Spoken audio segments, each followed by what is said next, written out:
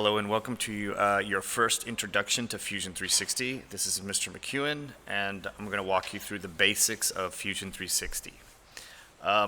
You should have Fusion 360 open, and you probably have one of these tutorials open as well.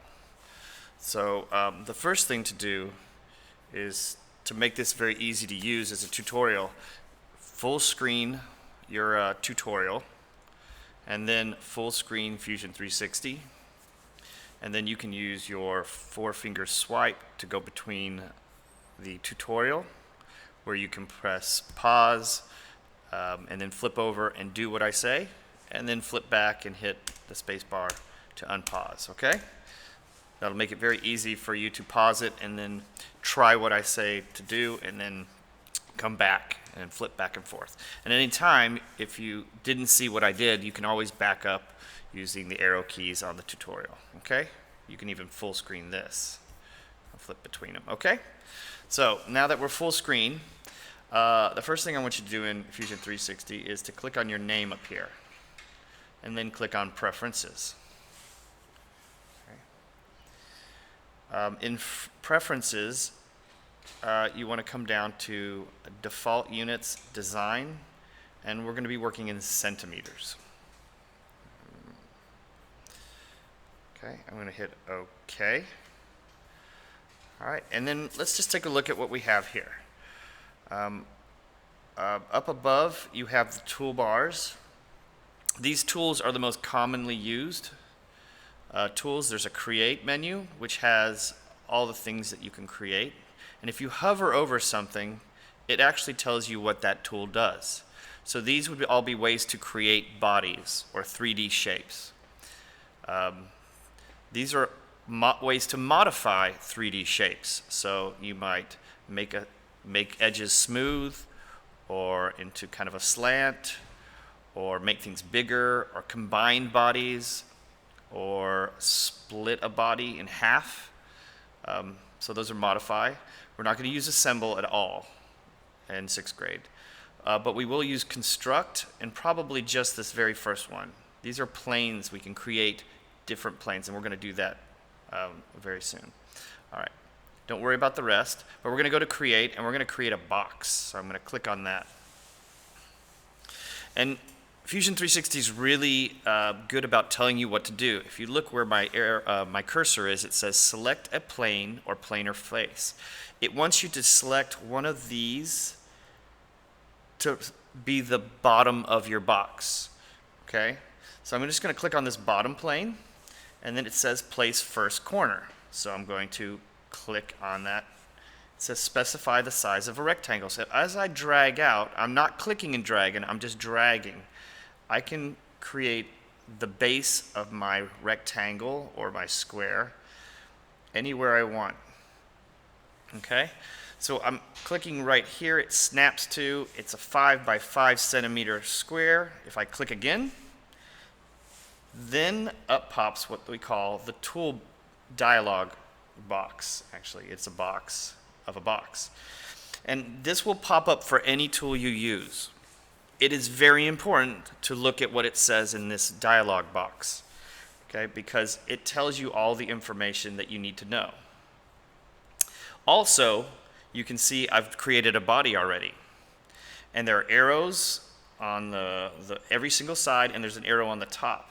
And the arrow on the top is blue, and it says 1 centimeter. So I can actually grab that, click and hold, and I can move it up. I can move it down. I can move it all around. But I'm going to click it up here at 5. Okay? It's very, very easy because it snaps to the centimeter. I think it snaps to the centimeter. Yes, it's snapping to the centimeter. So if I wanted to, I could also type in here 4. Okay, let me try that again. Or I could type it over here. Oops. Okay, notice I'm clicking down here on this little bottom here where my box is on the timeline. That brings up the toolbox again, and I can fix it. I'll talk about that a little bit more. So I can type in 5. Let's say I wanted it to be smaller on the bottom. I can do all that. Or I can grab these and make them So play around with your box. Just make it longer and bigger and smaller and see what happens so that you get used to the different ways that you can pull on the arrows or type in the dialog box. I'm going to make it 5 by 5 by 5. Then come back when you're ready.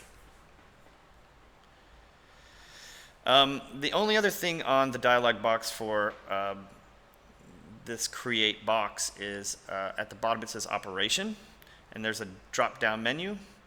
You also can join it to another body, cut into another body, or intersect. Really, we're going to be using new body, and at times we will create shapes that will join onto another body. Okay, so just be aware that this needs to be looked at depending on what you're doing.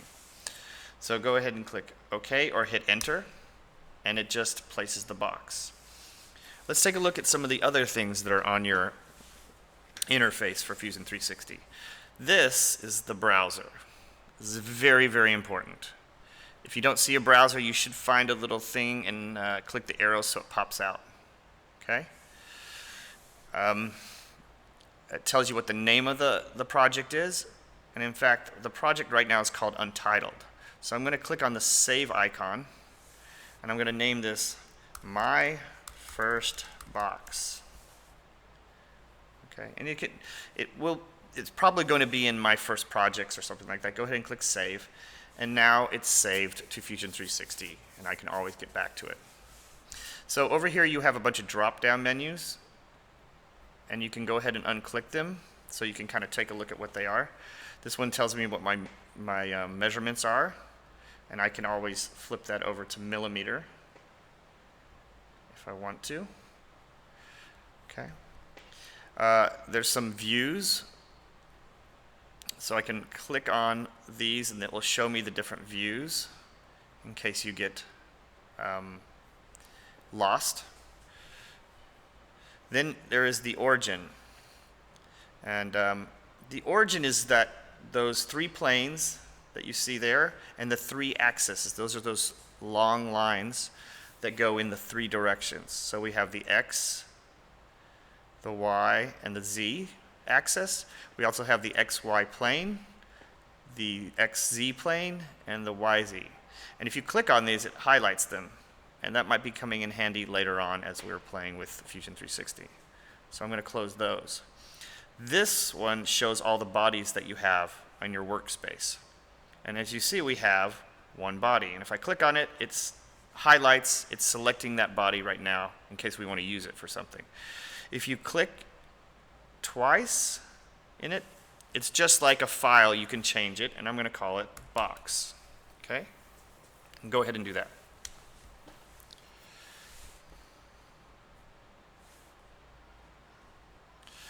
Okay.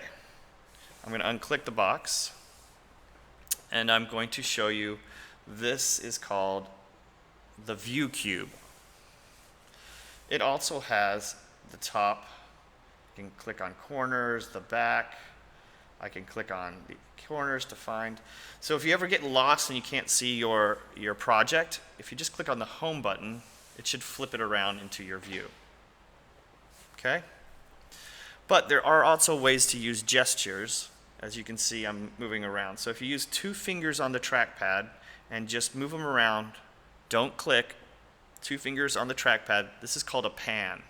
And it's nice to be able to kind of pan things around. If you hold Shift and do 2 fingers on the trackpad, it'll start rotating it. Go ahead, try to pan and orbit or rotate. Okay. Again, if you get upside down, just click that home button and it'll turn it around. If you pinch and zoom, you will zoom in. So I don't know, it's called pinch and zoom with 2 fingers. Again, not clicking, just pinching and zooming and panning at the same time and rotating. Oh no, I'm getting dizzy. All right, but we're going to go ahead and click home again so that we're looking at the home view. You have a couple of tools here too that have to do with orbiting or rotating around, panning, look at, grabbing. I don't use these at all. I use my gestures with my fingers, and I use the Viewcube to kind of get around. You can turn off snap to grid. You can turn off your grid if you ever come to a project and it's missing, it's just go ahead and click this. So that's basically these tools down here. You can try those out. Again, if you get lost, click the home button. And on the bottom, we have something called the timeline. And this is also very important. Every time you use a tool in Fusion 360, it creates a piece down in the timeline.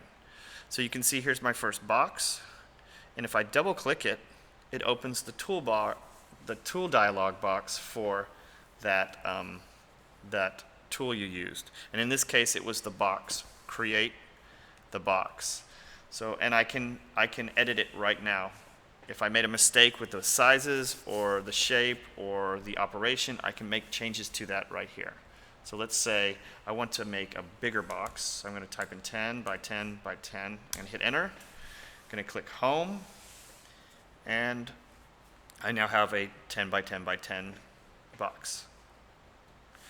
All right, before we leave this tutorial, I'm just going to add one more box to it. So I'm going to go to create, box, select plane.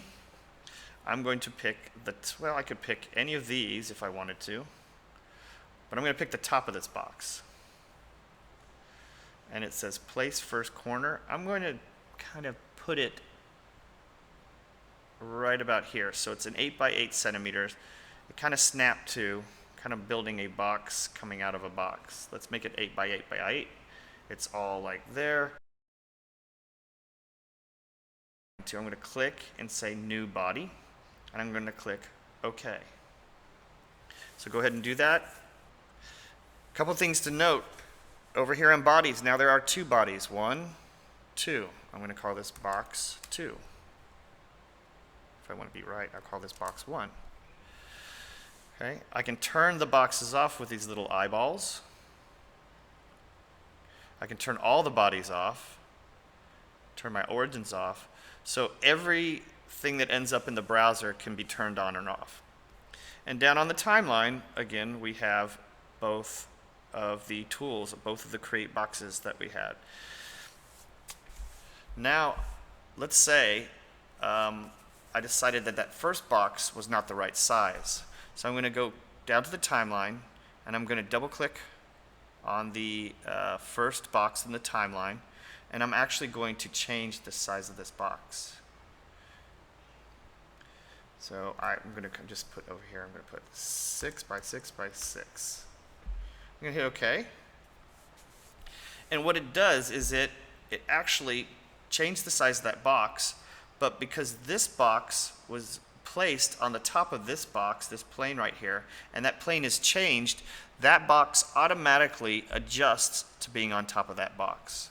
So this timeline makes it very easy to go back and fix mistakes that you have had that you did at the beginning of a project, and it will adjust all the tools that you've used since then for your project automatically.